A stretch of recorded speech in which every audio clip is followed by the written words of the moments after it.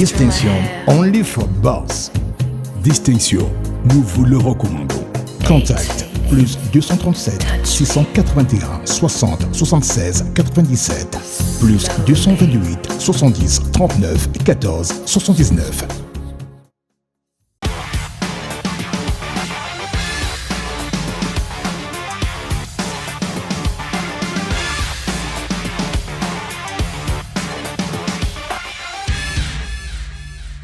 Au Togo, la nouvelle constitution votée par des députés en fin de législature depuis 3 mois suscite le débat, comme nous en parlons depuis plusieurs semaines déjà. Le débat continue au point de pousser l'actuel chef de l'État au pouvoir depuis bientôt 20 ans à demander une relecture de cette fameuse constitution qui bascule le Togo dans la 5e République. En marge de tout ceci, un regroupement de la société civile et des partis politiques du nom de Touche pas à ma constitution a été empêché la dernière fois de pouvoir organiser une conférence de presse. Aujourd'hui, nous avons l'occasion de les recevoir ici au plateau pour discuter justement de tout ce qui tourne autour de cette constitution, du mouvement Touche pas à la constitution, histoire de voir est-ce que l'opposition togolaise n'est peut-être pas devant le fait accompli, quelle marge de manœuvre l'opposition dispose-t-elle encore aujourd'hui. Nous allons en parler avec notre invité plateau aujourd'hui qui s'appelle Monsieur Nathanaël Olympio. Nathanaël Olympio, c'est le président du Parti des Togolais et le porte-parole du mouvement Touche pas à ma constitution. Nathanaël Olympio, bonsoir. Bonsoir. Comment est-ce que vous vous portez? Je suis ravi d'être invité sur votre plateau pour la première fois et je suis disposé à partager avec les Togolais la situation que nous vivons en ce moment au sujet de cette constitution qui est mise en place sans nous consulter.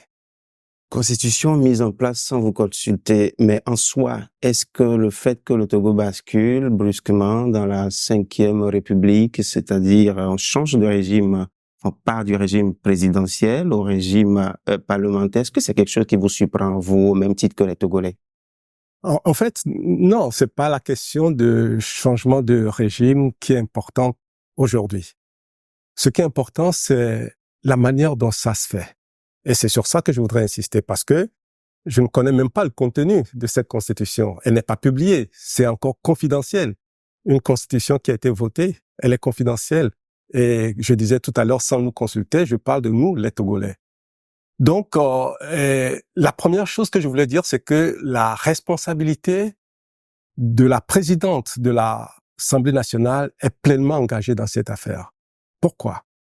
Parce que Madame Yawatsega, elle s'est comportée comme une militante au lieu d'avoir la hauteur d'esprit d'une présidente de l'Assemblée nationale. Sa législature touche à sa fin, en fin d'année. Et la veille, je crois que c'était le 30 décembre, elle annonce l'introduction par un groupe de députés d'un projet de loi constitutionnel. La veille de la fin du mandat. Alors, je dis ceci. Il aurait fallu que la présidente de l'Assemblée nationale se pose la question de savoir si c'était opportun à la veille de la législature elle a dirigé pendant 5 ans, où elle n'a pas pris en compte une telle proposition de loi, eh bien, à la veille, elle lance le plus grand chantier qu'une Assemblée nationale puisse avoir. Le plus grand chantier qu'une Assemblée nationale puisse traiter, c'est le changement constitutionnel. Et c'est à la veille. Pour moi, elle a manqué à son devoir de réserve, son devoir de pertinence, de choix, et elle n'a pas été à la hauteur de la tâche. Donc pour vous, la coupable numéro 1, c'est Madame Yawatsega, présidente de l'Assemblée nationale. Je ne suis pas un juge et je ne prononce pas une sentence. Mais vous je constate que elle a manqué à sa responsabilité. Elle n'a pas fait un choix pertinent. Elle n'a pas pris de la hauteur et elle s'est plutôt comportée comme un militant, une militante. C'est ce qu'on voit dans la décision de prendre en compte cette proposition de loi qui a été déposée au moment où tout le monde partait en vacances. En vacances définitives parce que c'était la fin de la législature. Ça, c'est une première chose.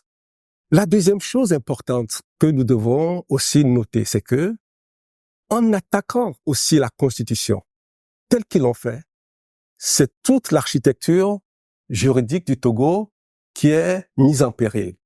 C'est toute l'architecture parce que c'est la loi mère, c'est la Constitution, c'est le socle de notre structure juridique qui a été bousculée. Et donc, les juristes le disent, c'est toute la quiétude juridique, c'est-à-dire la sérénité juridique du pays qui a été mise en péril. Et ça, c'est quelque chose d'extrêmement grave. Deuxième chose, ils ont décidé, envers et contre tout le bon sens, ils ont décidé de s'engager dans une procédure hasardeuse. Pourquoi hasardeuse? Parce que, d'abord, ils n'en ont jamais parlé à personne. Les Togolais n'en ont jamais entendu parler. On a juste vu circuler une vidéo à la veille des fêtes, de fin d'année, où la présidente dit « Tiens, on a déposé un projet sur ma table. » Et c'est tout. Ça s'est arrêté là.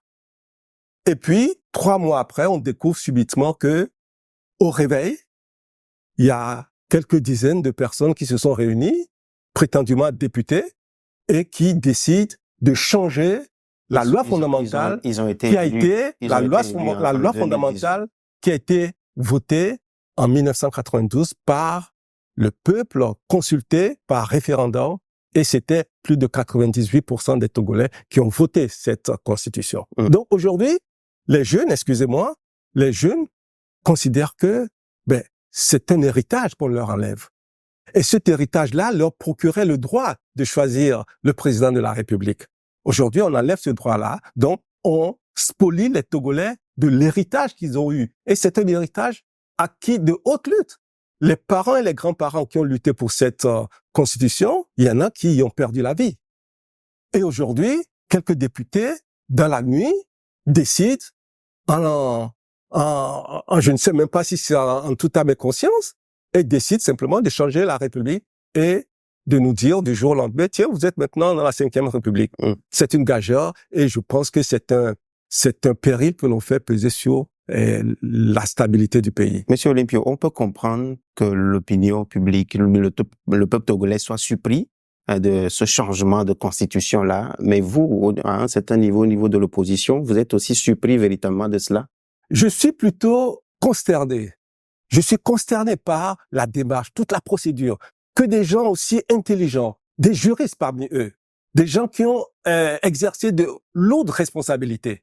Comment peuvent-ils imaginer un seul instant que ils se réunissent nuitamment, ils changent la constitution simplement par un jeu de vote rapide et venir dire aux Togolais, ça y est, désormais, vous n'êtes plus sur la constitution de 92. Maintenant, on vous bascule dans une nouvelle république et que ça va passer comme une lettre à la poste. Mais il faut quand même pas prendre les Togolais pour des moutons. Mais quand vous parlez de consternation, est-ce que ça donne pas de l'eau au moulin aux gens qui pensent que l'opposition est souvent dans la réaction, jamais dans l'action? Parce qu'on pourrait se dire que normalement, à votre niveau, vous deviez avoir déjà des informations venant comme quoi, à un moment donné, le régime pourra peut-être, ou bien le Parlement pourra peut-être changer de constitution. Vous avez vu le texte de la Constitution, vous? Ça vous dérange pas que dans un pays où on veut changer une constitution, aucun débat public et que le texte ne soit pas disponible, ça ne vous dérange pas un tout petit peu? Oui, nous, les Togolais, tous les Togolais, ça les dérange. Et ça les révolte qu'on les traite de cette manière-là. On ne leur donne aucune considération. Écoutez, et on réfléchit pour vous, restez dans vos cases et on décidera pour votre avenir. C'est inacceptable. Et c'est pour ça que nous sommes en colère. On ne peut pas tolérer que dans un pays, après avoir pendant 20 ans, le chef de l'État se maintient au pouvoir par la fraude électorale, par la manipulation de la Constitution, par la répression également. Aujourd'hui, nous avons près d'une centaine de prisonniers d'opinion. Et je ne sais combien de personnes qui sont parties en exil.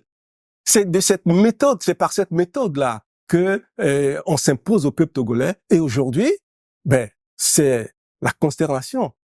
Les gens sont dans la colère parce que on ne les considère pas à leur juste valeur. On ne respecte pas le peuple togolais. D'accord. Alors, si nous mettons de côté, c'est-à-dire que toutes les intentions qu'on peut prêter à tort ou à raison à l'actuelle constitution de vouloir assurer une certaine pérennisation ou bien de pouvoir assurer au chef de l'État de pouvoir s'éterniser au pouvoir indéfiniment, ad vitam. Est-ce que quelque part le basculement vers une cinquième république, un régime parlementaire pourra peut-être être la solution au problème de gouvernance politique que nous avons en Afrique? Ça ne m'intéresse pas, le régime politique. Le contenu de leur constitution ne m'intéresse pas. Parce que je le connais même pas. Donc, je ne peux pas en discuter. En revanche, c'est vous qui avez évoqué la pérennisation au pouvoir. C'est vrai que le chef de l'État est venu au pouvoir en 2020. Ce sont les intentions qu'on entend souvent de Oui, partir. et vous faites bien de le souligner. Vous faites bien de le souligner. Il est arrivé au pouvoir en 2005 en faisant un coup d'État. N'est-ce pas? Tout le monde le sait. Et il a marché sur un tapis rouge, baigné du sang des Togolais. Ça aussi, tout le monde le sait. Aujourd'hui, 20 ans plus tard, qu'est-ce qu'il nous fait? Eh bien, il met en place une constitution qui permet que ceux qui dirigent le pays puissent rester au pouvoir sans limitation. Alors que tout le monde sait que les Togolais veulent avoir une constitution qui leur permette d'avoir un dirigeant qui fasse un mandat, un dirigeant qui puisse faire 2 mandats, et puis que d'autres personnes viennent prendre la relève. Mais ce à quoi on assiste aujourd'hui, comment voulez-vous que les Togolais ne pensent pas que tout l'objectif de cette aventure, comment voulez-vous que les Togolais ne pensent pas que cette aventure a pour objectif, eh bien, de ne pas affronter l'élection présidentielle de 2025, où tout le monde lui posera la question. Monsieur le chef de l'État, vous voulez encore briguer un 5e mandat dans un environnement où les gens ne veulent plus avoir plus de 2 mandats, dans un environnement où les coups d'État se réalisent à travers la sous-région comme en cascade. Comment va-t-il expliquer aux Togolais, comment va-t-il expliquer à la sous-région, à la CEDEAO et à la communauté internationale que lui, en Afrique de l'Ouest, après avoir monopolisé le pouvoir pendant 20 ans, il décide encore de se donner la possibilité de rester au pouvoir sans limite. C'est écœurant. Vous pensez que c'est quelqu'un qui se soucie beaucoup de son image à l'extérieur, à l'international? Moi, ce que je constate, c'est que ce régime dépense énormément d'argent pour polir son image à l'extérieur. Ça, c'est une évidence et tout le monde le sait. C'est pour ça que il n'accorde aucune importance à son pays, à son peuple. Ce que les gens pensent, on peut manifester, ça ne l'intéresse pas. Ça n'a aucune conséquence sur lui. Ils peuvent décider de reporter les élections législatives sans nous donner aucune raison.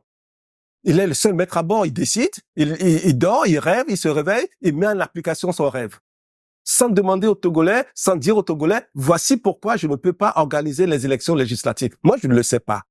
Quand quelqu'un se comporte comme ça, on ne peut pas dire qu'il accorde de la considération aux Togolais qu'il dirige. Non.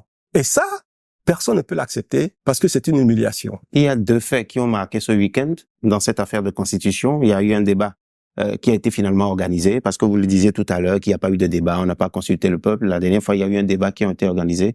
Quelle a été votre réaction sur ce débat? Qu'est-ce que ça vous inspire, le débat? Est-ce qu'on n'est pas en train de répondre finalement à vos préoccupations en organisant un tel débat à la télévision nationale? Alors, vous êtes journaliste et je suis surpris que vous puissiez considérer ça comme un débat. Et il y avait d'un côté, je crois, 8 ou 9 personnes qui tous défendaient la Constitution, des professeurs d'université. J'ai même entendu quelqu'un dire que c'était déplorable. C'est le mot qui a été utilisé. C'était déplorable qu'on interdise à des leaders politiques d'organiser une conférence de presse. Et ce qui dit, excusez-moi, s'il vous plaît. Et celui qui le dit est un baron du régime. Mais comment peuvent-ils fonctionner comme ça avec la population et que l'on puisse leur accorder la confiance? Moi, je n'ai pas confiance à ces gens parce que ils bafouent nos droits, parce que ils piétinent les prérogatives qui sont les nôtres. D'accord? Ce que vous appelez débat, c'est vrai que le professeur David Dosset a dit des vérités et a fait ressortir le caractère incongru de ce qu'ils ont fait. Mais quand j'entends tous les intervenants, quand je vois la manière dont les choses sont organisées, moi j'avais l'impression d'assister à un théâtre où on a distribué des rôles, les questions ont été données à chacun. Toi, il faut bien travailler cette question, toi, il faut bien travailler cette question, et c'est une distribution de rôles, et finalement, non, ce n'est pas ça un débat. Mais dans le même temps, excusez-moi. Oui. Excusez-moi. Dans ce débat-là, oui, ils nous ont clairement dit que le texte n'est pas disponible. Sur quoi porte le débat? Sur quoi porte le débat? Dites-moi. Pour moi, ça n'a pas instruit les Togolais plus qu'avant, parce que on ne sait pas de quoi il s'agit. Nous avons appris que le débat était déséquilibré, comme vous le dites, parce qu'il y a certains leaders de l'opposition qui auraient rejeté l'invitation. Tout ça c'est au conditionnel. Moi, je ne sais pas. Moi, j'ai pas été invité. Okay. Et d'ailleurs, j'ai écrit sur les réseaux sociaux pour solliciter un débat. Je l'ai écrit parce que j'estime que c'est un devoir de leur part de venir expliquer aux Togolais ce qu'ils veulent faire, mais ils ne le font pas. Et puis, ils ont donné quand même quelques indications sur leurs intentions. Ils nous ont dit, nous avons changé la Constitution parce que nous voulons faire des économies. N'est-ce pas? Et oui, ça fait partie des raisons évoquées. Alors, écoutez, soyons un peu sérieux. Vous voulez faire des économies? Vous avez déjà eu l'intelligence de mettre les élections législatives et les élections régionales ensemble. Vous les avez couplées. Qu'est-ce qui vous interdit d'y ajouter l'élection présidentielle? Absolument rien. Vous feriez des économies. Ça, c'est une première chose. Deuxième chose, vous créez un Sénat qui va être installé et qui va avoir un budget sur une année. Le budget de fonctionnement d'un Sénat pendant 5 ans, ça n'aurait pas suffi pour organiser une élection présidentielle? Je ne veux même pas venir ici sur la question de la corruption. Ça, je ne veux même pas l'évoquer parce que on a institutionnalisé, on a constitutionnalisé même, je dirais, la lutte contre la corruption dans ce pays. Parce que l'institution a été constitutionnalisée. Et donc, c'est un axe majeur de la gouvernance économique. Mais s'ils s'attaquaient à cela véritablement, ils auraient beaucoup d'argent et ils ne seraient pas obligés de courir sur les marchés financiers pour emprunter l'argent au nom des Togolais et qu'ils utilisent d'ailleurs très mal. Monsieur Olympio, le président de la République a fini par demander une relecture de la Constitution. Comment est-ce que vous interprétez cela? Pour moi, il s'est arrêté à mi-chemin. Il faut qu'il aille au bout du processus. Le processus, ce qu'on attend de lui aujourd'hui, c'est de retirer purement et simplement cette loi constitutionnelle. Les Togolais n'en veulent pas. Est-ce que ça ne pourrait pas intervenir après la relecture? Il faut que ça intervienne. Il n'y a pas d'autre issue que les Togolais attendent que le retrait de cette loi-là. Si la formule est de dire refaites une lecture et que derrière on retire, mais je dirais le bon sens aura prévalu pour une fois. Mais ce n'est pas ce que je suis en train de voir. Moi, quand je vois sur cette émission que vous avez évoquée tout à l'heure, l'acharnement, la hargne avec laquelle les personnes présentes défendaient ce projet, je n'ai pas eu l'impression que c'est un projet qu'ils veulent mettre à la poubelle. Au contraire, il s'évertue à justifier l'injustifiable. Il s'évertue à mettre en péril la quiétude juridique du Togo, à ébranler toute l'architecture juridique du Togo. Et ça, c'est ça qui pousse à l'instabilité. Et c'est là que notre débat ici devient intéressant parce que vous avez lancé le mouvement Touche pas à ma Constitution, constitué d'une trentaine d'organisations mixtes, à la fois partis politiques comme organisations de la société civile. Et je rappelle que dès votre première conférence de presse, on sait comment ça s'est terminé. On vous a dispersé, vous n'avez pas pu tenir la conférence de presse. Est-ce que dans ces conditions, c'est pas déjà mal parti pour vous, pour votre organisation? Alors, ça fait longtemps que le régime fait ce qu'il faut pour que ce soit mal parti pour les Togolais. Et je vais vous dire que la première fois que nous, au sein de notre parti, nous avons été empêchés de faire une activité, c'était en 2016. Ça se passait à Kara, où nous faisions une formation. Nous avions des jeunes dans la salle et on les formait. Vous savez sur quel sujet? Comprendre les causes de la pauvreté pour mieux s'en sortir. Les gendarmes sont venus déjà en 2016 nous sortir de la salle de formation. Et donc, ce qui se passe aujourd'hui, et eux-mêmes, au sein de leur régime, ils savent que ce n'est pas normal. C'est pour cela que sur le plateau de télé, publiquement, l'un d'entre eux a dit que c'était déplorable. Mais ça fait des années que nous dénonçons cette pratique-là, cette violence, cette répression, cette, confiscation du droit de s'exprimer, cette confiscation du droit de se réunir, d'association. Tout cela, c'est pour étouffer toute idée contraire à ce que eux ils préconisent. Ils veulent étouffer toutes les voix dissonantes par la manipulation de la justice, par en poussant les gens à aller en exil, en emprisonnant des innocents. dont il faut absolument avoir la libération. Ces gens-là n'ont pas leur place en prison. Maintenant, la grande question qui se pose, d'accord, ils ont toujours fait ça, ils l'ont encore fait, que comptez-vous faire maintenant? Alors, je pense que, d'abord, ce que moi je recommande à ce gouvernement, à ce régime-là, c'est de revenir à la raison. La raison ici, c'est de retirer cette loi. Maintenant, Ensuite, s'ils ne revenaient pas à la raison. Ensuite, c'est d'abord de retirer cette loi. Ensuite, le bon sens et la préoccupation de la paix sociale leur recommande de mettre en place un cadre qui va favoriser des discussions en togolais. Il faut des assises. Il faut qu'on se parle en togolais. Il faut qu'ils apaisent le climat social. Non, ne me parlez pas du CPC. Ne me parlez pas de ce machin-là. Parce que si ça avait une efficacité, on ne serait pas en train de discuter de cette question de constitution. Ça, c'est de la manipulation politique pour taire un certain nombre de préoccupations. Ce dont je parle ici, et je voudrais que vous le compreniez, et je m'adresse également à eux, ce dont je parle, c'est de permettre à tous les Togolais, y compris ceux qui sont en exil et qui ne peuvent pas rentrer aujourd'hui, c'est de permettre à tous ces Togolais, ceux qui sont en prison, c'est de leur permettre également de venir participer à une discussion, à des assises simplement, pour réfléchir ensemble sur l'avenir de notre pays, parce qu'aujourd'hui, l'avenir de notre pays est en péril. Maintenant, nous, en tant qu'acteurs politiques et responsables leaders de la société civile, nous allons continuer de combattre cette pratique-là, cette confiscation du pouvoir, et qui se traduit aujourd'hui par une manipulation de la Constitution. On va s'organiser, on est en train de s'organiser. Et dans les temps qui viennent, là, prochainement, vous allez voir toute la population togolaise exprimer vigoureusement à ce régime que trop c'est trop et qu'on ne peut pas faire les choses sans nous consulter. Nous sommes arrivés à la fin de cette émission, mais il y a deux façons quand même pour vous de vous exprimer vigoureusement, comme vous le dites, soit au cas où la Constitution serait peut-être promulguée, peut-être pas à la rue, ou peut-être pas les élections législatives. Est-ce que vous pensez que c'est également une autre façon de pouvoir les faire plier, gagner la plupart des sièges tout simplement, et puis le débat est clos? Oui, ce que vous dites là n'a de sens que dans une démocratie où l'élection est l'instrument de dynamisation de la vie politique et de régulation de la vie politique. Mais nous sommes dans une dictature, dans une autocratie.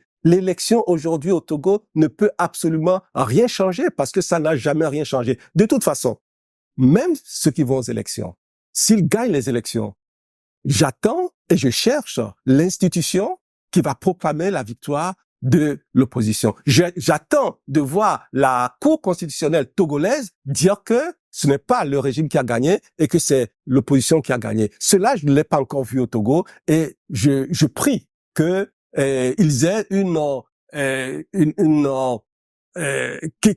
qu'ils soient animés d'un esprit patriotique qui les amène à avoir le discernement qu'il faut pour poser l'acte juridique qu'il faut. Donc clairement, vous ne participez pas aux élections. Mais non, moi, non, je ne participe pas parce que je ne recherche pas une place.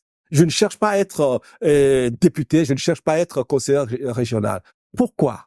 Ce qui me préoccupe, c'est le sort du Togo. Ce qui me préoccupe, c'est que ce régime change. Et les gens qui sont là, ils ont montré leurs limites, leur incapacité à donner le bonheur aux Togolais. C'est pour ça que moi je lutte. Et c'est pour ça également que nous, dans Touche pas à ma Constitution et toute la classe politique de l'opposition, nous parlons de la même voix, nous demandons à la population d'être vigilante et de ne pas se laisser abuser par des manipulations de conscience, par les achats de conscience. Et un dernier point que je voulais ajouter. Moi, j'appelle les magistrats. Parce que les magistrats, ils ont un grand rôle à jouer dans un pays, comme leurs collègues du Sénégal l'ont fait. Il faut que les magistrats se prononcent. Il faut qu'ils disent le droit. Et il faut que tous les différentes corps constitués, il faut que tout le monde s'exprime. Les syndicats doivent s'exprimer. Les enseignants doivent s'exprimer. Les fonctionnaires doivent s'exprimer. C'est leur devoir de s'exprimer en tant que citoyens togolais. Parce que ce qui se passe, j'ai vu circuler sur les réseaux sociaux des universitaires qui ont signé une pétition. J'y ai participé d'ailleurs également, comme beaucoup d'autres. Et le nombre de signataires est relativement élevé. Et donc, si le régime ne prend pas en compte tous ces cris qui sont poussés dans nos villes et dans nos campagnes, s'ils ne tiennent pas compte de cela, ils vont conduire ce pays dans des désordres que nous ne voulons pas voir se produire sur notre terre de nos aïeux. Monsieur Olympio, merci. C'est moi qui vous remercie.